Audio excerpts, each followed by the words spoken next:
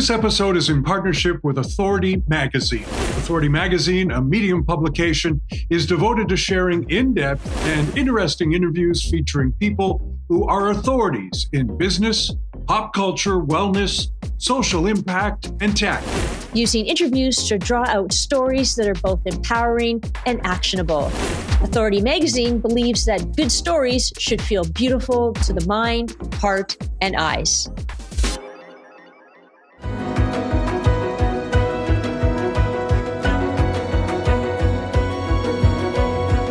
It's as if the older generation and younger generation can't quite see eye to eye. From Johnny Cochran's Summertime Blues to The Who's My Generation, there's always been a generation gap. But with today's Gen Z, some say it's time to connect, provide empathy, and grow independence. Today we welcome Dr. Tim Elmore, the founder of Growing Leaders. Tim, welcome to Believe in People. Thank you. Great to be with you guys. Listen, even me, we were all young once. There always has been discussion of the gap between our elders, our parents, however you want to refer to it by. Why are you particularly concerned with today's youth, who many people refer to as Gen Z, whatever that means? Yeah, or fragile snowflakes, right? Okay. Yeah, the generation gap term actually emerged from Life magazine editor John Poppy way back in the 1960s when the baby boomers were the new kids on the block. And of course, now the boomers are the seniors, going kids today, So it cycles through, and it's been doing this since Socrates. I don't know if you know this, but Socrates even wrote that kids in his day were disrespectful to their parents and they need to listen more. And I thought, oh my gosh, he could be living today. So here's why I'm especially concerned that we pay attention to this issue today. When I was growing up, and I'm going to date myself now, I was growing up in the 60s and 70s. We had one screen in our house, and it was a television. In fact, in my house, it was a black and white TV. We all gathered around the television set and we watched a program, we called it I Love Lucy or Dick Van Dyke or something like that. We watched together, we laughed together, and we talked about it afterwards together. Fast forward to today, we've all got our own screens, do we not, in our hands, and we can be in echo chambers or silos with our own people who think like we do, talk like we do, vote like we do. And it's not done a good thing for our connections between generations. So the old folk think that these Gen Zers are, like I said, fragile snowflakes or narcissistic or whatever. And of course, the kids think we're, stubborn dinosaurs. But there's so much value each generation can add to the other. So I'm on a mad pursuit to wave a flag and say, let's listen to each other and let's leverage the strengths that each generation has for one another. So that's my goal. And so, and I have so many questions to ask you, Tim, but I guess the first question is, could you define Gen Z, and then what led you to really, you've articulated your interest in working with them, but how did that evolve for you to want to work with Gen Z? Good question, Amy. So let me start with the evolution first, and then I'll talk about what we know about them and who they are. I started as a teacher way back in 1980. So there you go. I'm one of the dinosaurs. But I was still young myself, obviously, back then. But I realized at that point, I want to devote my life to connecting with young people because I thought they're our future. If we equip them and prepare them well, we'll be able to stand on their shoulders one day when we can no longer stand on anyone's shoulders. So Gen Z, well, I'll tell you how it evolved. By 1983, I started working with Dr. John C. Maxwell. So I don't know if you know that name, but John is a leadership guru and best-selling author and considered a leadership expert, really globally.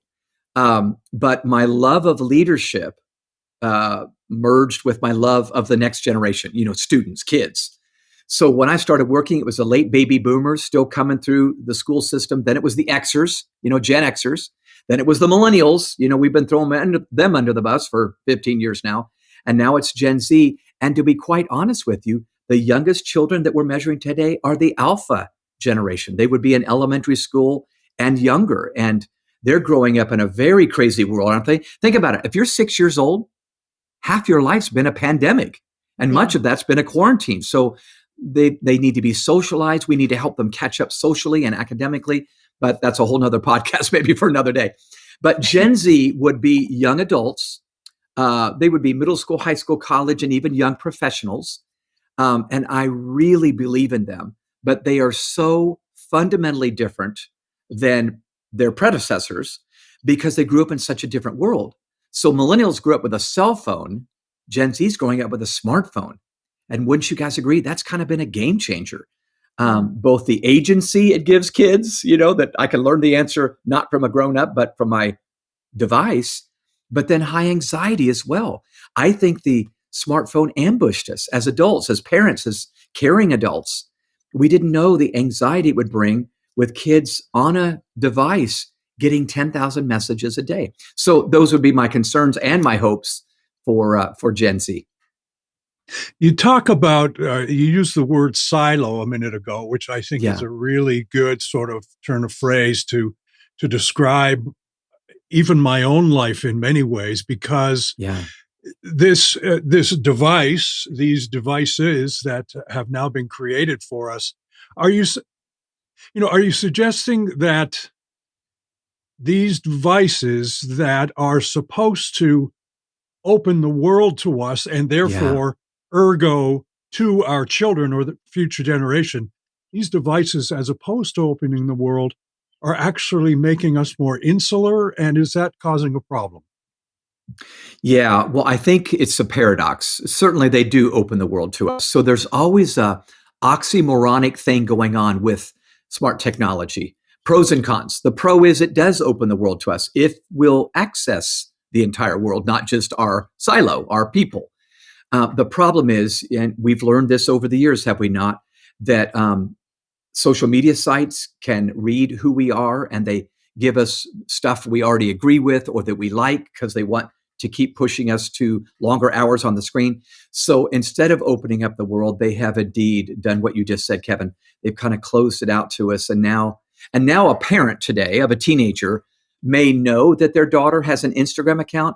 They have no idea she has 5 Finsta accounts, fake Instagram, where she's developing personas for her life and God knows what they are and who she's talking to. But it's just we thought we were hiding things from our parents when we were teenagers or 20-somethings. Now kids actually can, unless adults are very, very intentional about making sure that we're connecting, not just correcting. And far too often we get frustrated instead of fascinated. I use that word a lot. We're frustrated instead of fascinated by these young people. And we just go, kids today. And then we just try to become, well, here's another metaphor I use. By the time our kids become teenagers, we're more like referees and quarterbacks in our families.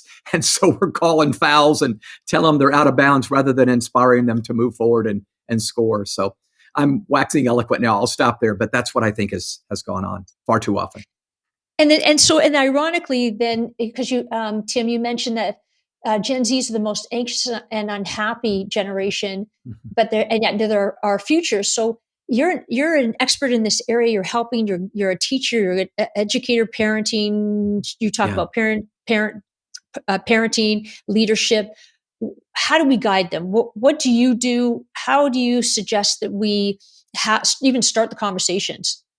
Yeah, great question. So 2 things immediately come to my mind, Amy.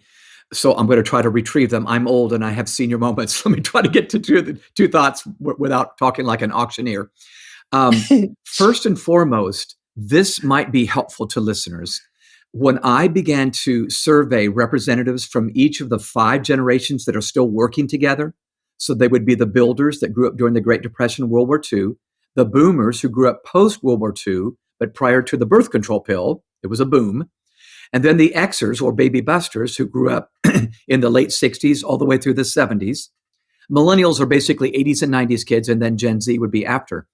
What I found is when I asked the question, what do you want most when people from other generations interact with you? Well, you can imagine all the generations had their pet peeves and their wishes, but 3 items came up from every generation. In other words, I want them to do this with me when they interact with me. Here they are. Number 1, this is so interesting to me, humility. I wish the older Wow. people, when they interacted with me, would not start with ego or let me share a few things. When I was your age, I marched through the snow, blah, blah, blah. So humility. Think about that. When I come across with humility to a young person or a young to an old person, it screams, I realize I don't know everything. I realize I've got much to learn. It's just so important for connections. Number 2 was respect. That's predictable. Every generation said, I'd like you to start with belief and respect, not say, you got to earn my respect, Sonny. So start with respect. And then thirdly, I love this one. Every generation said, I wish you approached me with curiosity. Mm-hmm. So there was an eagerness to say, ooh, I bet I could pick up something from you. You're different from me. Can you imagine our world if every one of us approached the other generations with humility, respect, and curiosity? Oh my gosh, we'd have a bridge instead of a wall between the generations. And I think the sad thing, Amy, just getting back to your original question, I think far too often we think the goal at work is to tolerate each other. What a pitiful goal. I'm going to tolerate, and then I'm going to retire, So that would be my first answer to that. The other real practical thing I would say, and this may be, I don't know, maybe common sense, is I always tell myself when I know I'm going to interact with some young team members at my office, I say, this is a leg I have to stand on. So it's ALEG. I need to start with letter A, ask. Instead of telling them something or teaching them something, I want to ask questions first. So I actually go into the office when I want to meet with my 20-somethings and I have questions to ask. It's just going to start with them feeling he's interested in me, and by the way, the letter L after ask is obvious. We need to listen well. When I listen to them, they feel heard. The letter E, empathize. So maybe they share a complaint or maybe they share something's wrong with the world, and they probably will. When I empathize, they not only feel heard, they feel understood. And then the letter G comes along. It's guide. But I guide them only when I've earned my right by asking questions, listening well, and empathizing. And now, again, I've earned that right. So that's what I would just say real practically. If someone was looking for a way to connect, that would be what I would say. And isn't it interesting though that you could apply that a leg up? You could apply that to either the young person speaking to the older person or the older person speaking to the younger person. But let me ask you here about what your concern is, because your organization is called Growing Leaders. And I guess my question is, are you concerned that we are not growing leaders? And what should we do to correct that? Yeah, great question. And it's a huge question that probably deserves a couple of hours. Let me see if I can do this in a couple of minutes. Yes, I am concerned because of the wall that's being built sometimes unwittingly instead of the bridge to other generations. I don't know if you know this, but age discrimination lawsuits are up in North America, and by major brands, Marriott, WeWork, IBM. Old are suing the company because they felt like they didn't get promoted because they were too old. And the young are suing the company because they felt like they didn't get promoted because they were too young. So we're resorting to legislation instead of conversation. Pardon my pithy remarks here. But I think we've got to get back to having those conversations, because right now, Generation Z, in nationwide surveys done by the Barna Research Institute, they tell us Gen Z is very concerned that there aren't enough good leaders. But in many cases, they're going, I don't see those leaders turning their power over to us anytime soon. So think about Washington, D.C. right now. Amy, I know you're in Toronto, but think about the United States. In Washington, D.C., the average age of a government worker is well into their 70s. President Biden is 80. And the major candidates in past elections, I mean, Bernie Sanders, Donald Trump, Hillary Clinton, I mean, they're in their 70s and 80s. I'm thinking, what is going on? When do we turn it over to them? Well, we think they're not ready. Well, I'll tell you why they're not ready. We're not getting them ready. We're holding on to power. Pardon my sermon here. We're holding on to power when we ought to be saying, I need to show up now and say that in the latter half of my career, I'm about pouring into the emerging generations to get them ready. So when I retire, I can feel great about the organization that I've been a part of Name or the family. Yeah, go ahead. name. Sorry to interrupt, but like, name me one big company in the world that does that. Mm, I'm going to have to think. Well, Yeah, it's a rhetorical question. I yes, of mean, course. Yeah, it's everything comes down to follow the money, or where's the money coming. yeah, I mean, yeah, it. I guess what I'm asking is, it's ingrained in the way we are, is it not? And how are we yeah, going to change yeah, that? yeah. Well, I think it's going to be a mindset change, a paradigm change, the way we look at things differently. So, what I often recommend is something we're doing at Growing Leaders, my organization. It's called reverse mentoring. I didn't come up with the term. Jack Welch came up with it way back in the 90s when he was at GE.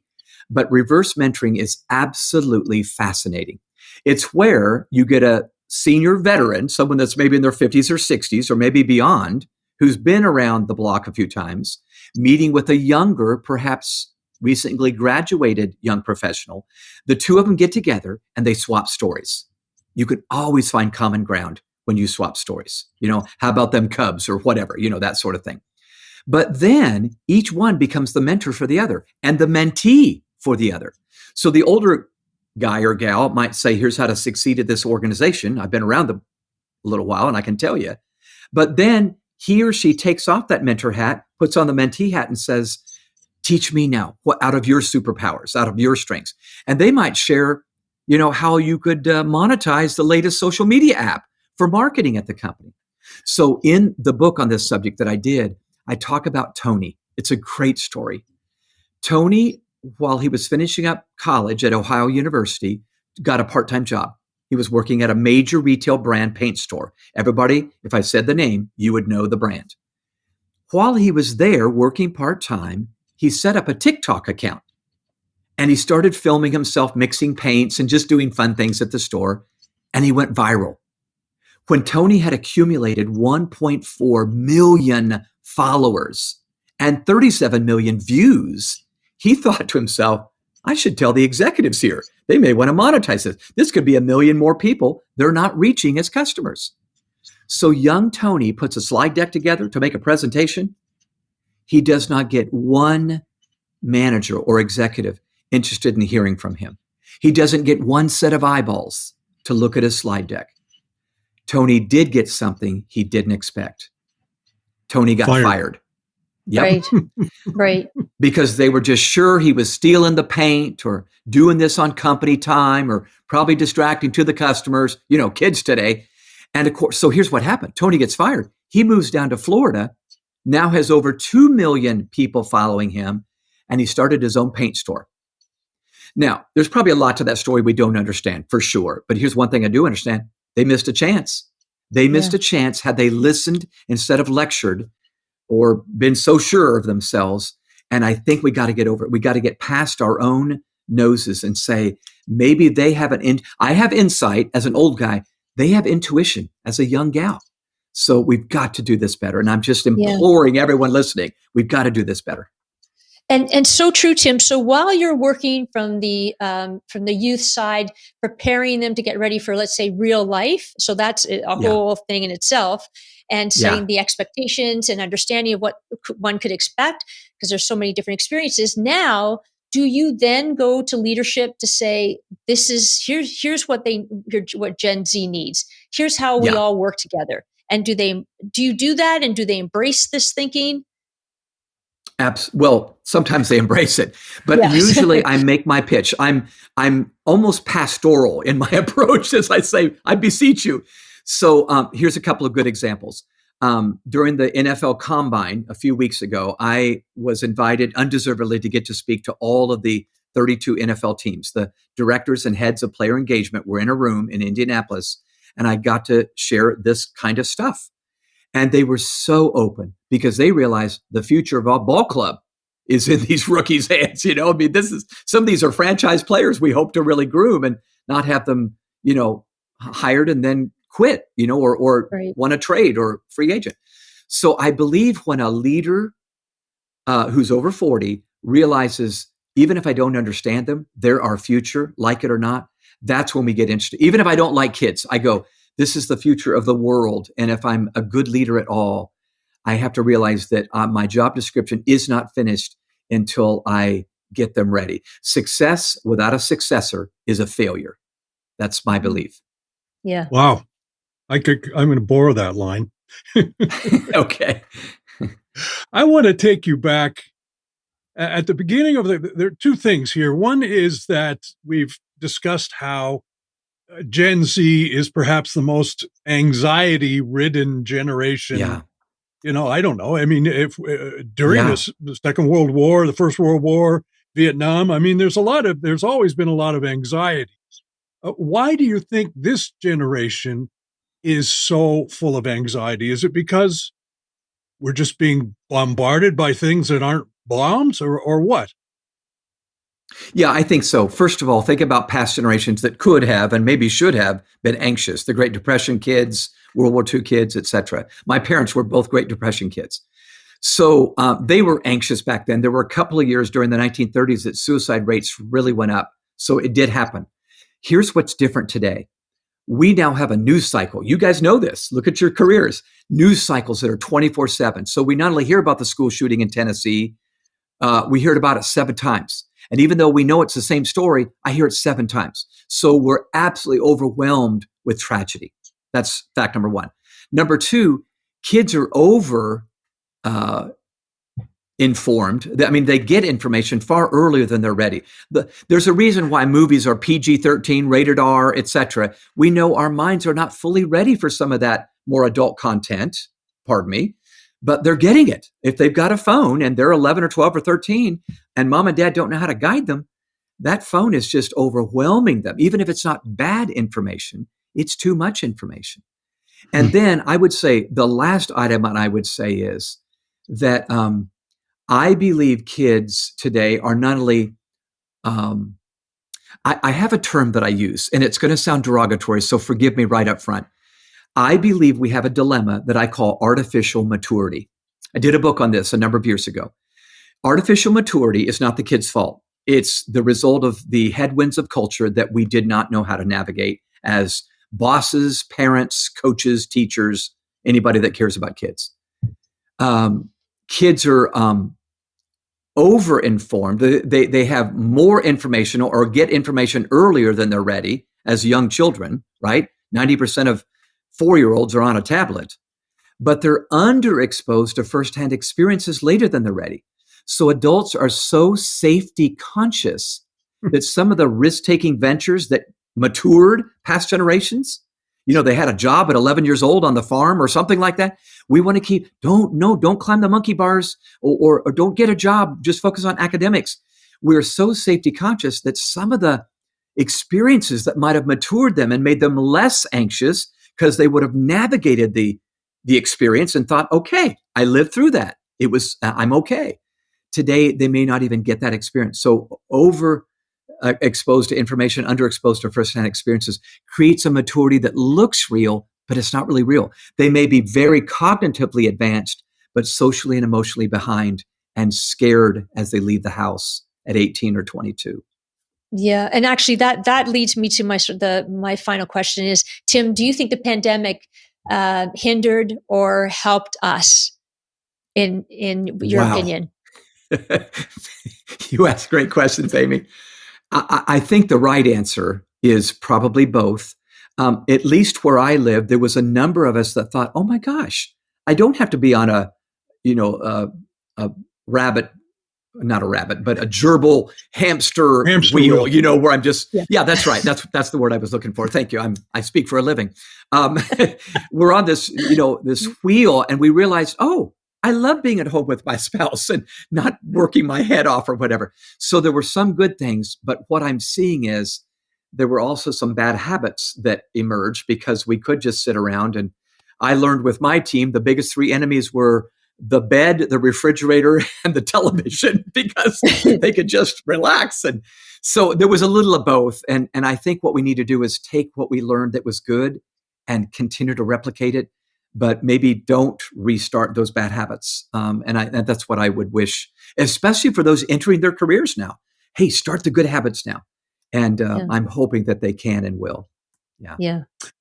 Well, Tim, just as we do each week as we close off the program, we have a special question to ask you, and that is our show just happens to be called Believe in People.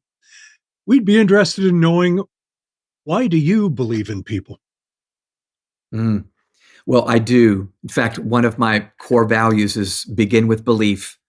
I really think I do better with people when I begin with belief. So I'm going to try to see the best, even if it's just that silver lining in the dark cloud. I try to see the best.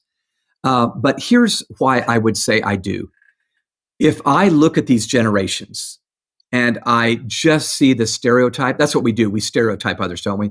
So boomers are dinosaurs, Xers are just contrarian and they're jaded, millennials are narcissistic and Gen Z are fragile snowflakes. If we stop stereotyping and we start seeing the good that each generation brings, oh my gosh, I have great hope. So baby boomers bring coaching and stories from their careers. Gen Xers do bring a wonderful contrarian point of view where they may see how to shore up a problem that we didn't even see, the rest of us. Millennials bring confidence and energy to a team. What team doesn't need confidence and energy? And I think Gen Z brings a hacker mindset and an entrepreneurial spirit. Way more want to start something than join something. So I think if we see the bright side and the good side that they all bring, now we're going to be able to leverage those strengths that each one brings and maybe do something good with our organizations. That's great. That's great. Wow, I've learned a lot. Thank you, Tim. Really appreciate your time and your understanding of these generations. It helps bring things together. It does. It really does. And think about family reunions. We need to practice this when grandma and grandpa are here and my niece and nephew are here. So just everywhere we turn, there are more people living longer and there's more babies being born. I know I've said it already. We've got to get this right. Yeah. Yeah. Dr. Tim Elmore, Growing Leaders. We wish you the best of luck. Thanks so much for sharing a half hour of your time with us. Bye-bye. It was my pleasure. Thanks for hosting me. Thanks, Tim. Thank you so much. Kev, I found the three things that Tim mentioned that would sort of connect the generations and I really took something away with this, is humility, start with respect, and curiosity. I like those three. They work. And I hope people reflect and think about that. Well, it's funny. I've talked to a lot of many people starting out in the career that I had in journalism. And along those lines, two of the things that I always sort of strived to get across as my ego is taking over and I'm talking down to them is that you need to be curious. You have to be curious. Otherwise, why are you doing what you do?